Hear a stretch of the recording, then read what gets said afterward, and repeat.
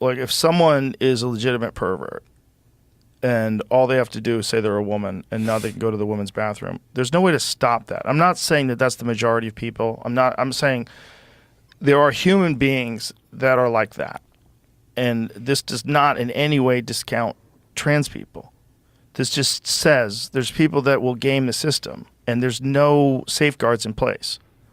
So if you want to protect people from that, I don't know how you would do it other than having some sort of security in each women's bathroom to make sure that no one's creeping on people, which is outside impossible. You cannot have that. Well, and I mean, think about, again, deontological principles. Until 3 minutes ago, 117 billion people had existed. That's roughly the estimate of how many people have ever existed, who fully understood that there were two phenotypes in the human species called male and female, and nobody disagreed as to what that was.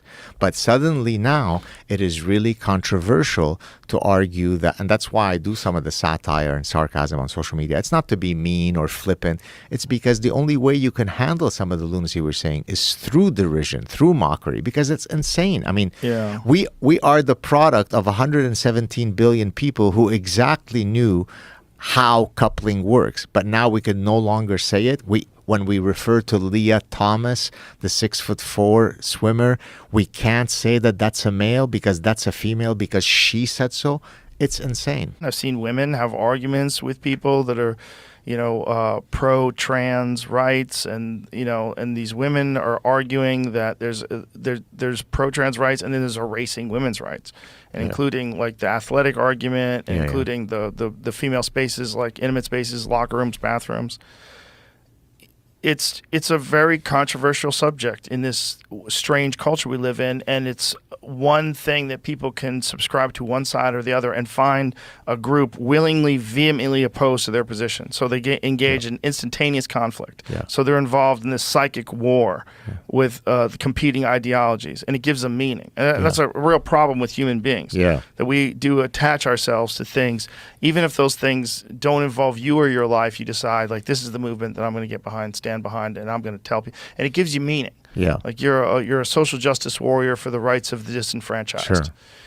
And there's something to be said for actually doing that. Of course, there's something to be said for actually standing up for people who don't have a voice and doing the right thing. There is something to be said for that. But there's also something to be said for to be able to look at this from both sides. And if you're an 11-year-old girl and there's some guy's dick in your face in the girl's bathroom, like, what? This guy's just walking around naked in the locker room and you're a kid?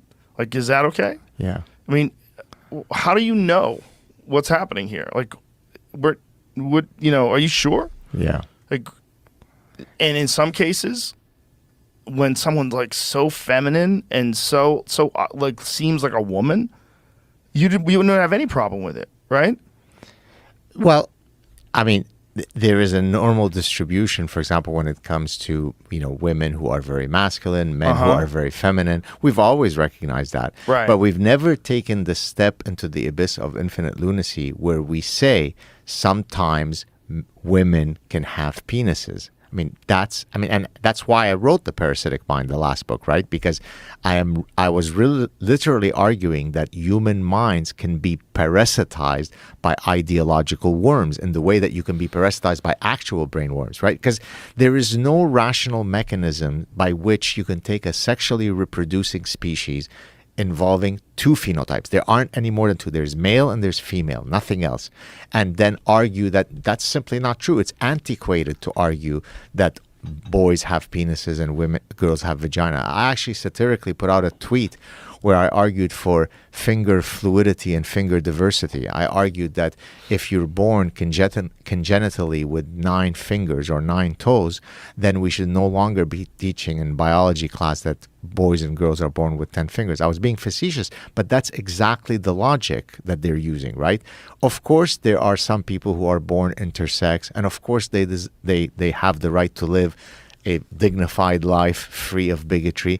That doesn't mean, though, that we have to go back and rewrite the anatomy and biology books. And that's why I fight all these battles online and so on, because I truly am allergic to bullshit. I am very deontological when it comes to truth, and I get personally offended when I see people espousing all that nonsense.